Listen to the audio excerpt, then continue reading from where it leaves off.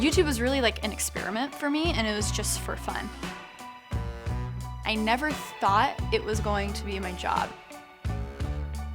I really learned very quickly that it doesn't matter if you teach someone how to edit videos or teach them how to use a camera. At the end of the day, it's about your storytelling, and that's what's gonna make you unique.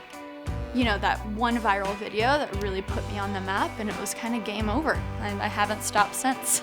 My name is Sara Dietschy, rhymes with peachy. I'm a tech and creativity YouTuber based in New York City. When I tell people what I do, usually I say YouTuber, and luckily in 2020, that's more exciting than it used to be.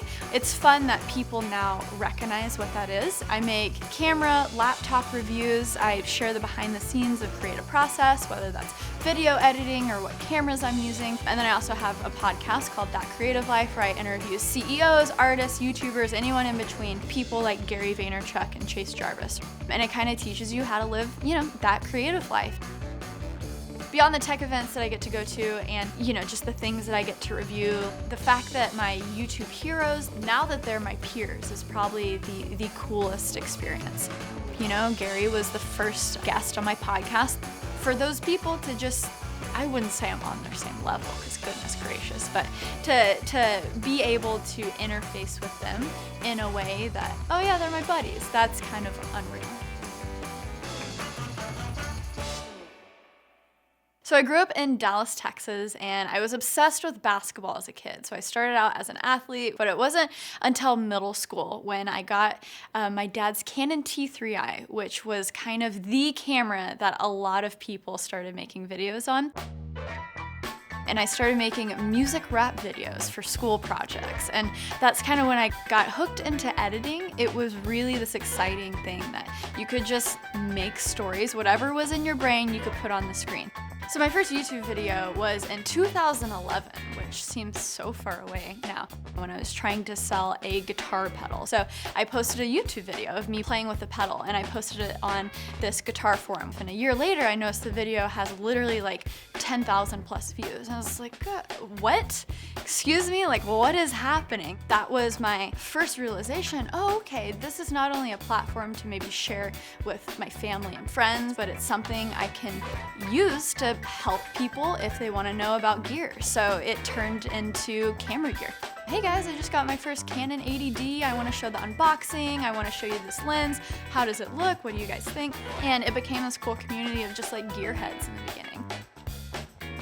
It is a lot of hard work, but the feeling of completing a video, exporting it, uploading it, seeing that instant feedback is so satisfying. And I think at the heart of it, I love showing off tech. I love the storytelling behind it, and that's what I still do today.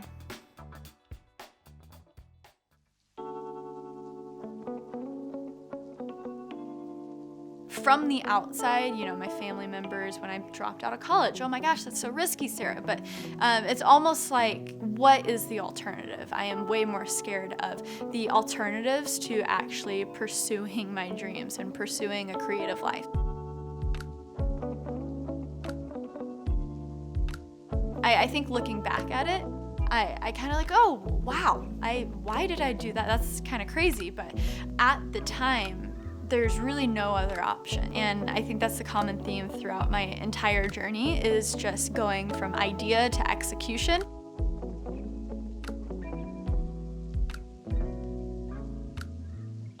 I'm always going to these conferences, I'm on these panels that are maybe like women in tech, which is great because I think there are some very specific conversations we need to be having, but I'm more striving to be in a world where maybe there's just a tech panel and half the people are women.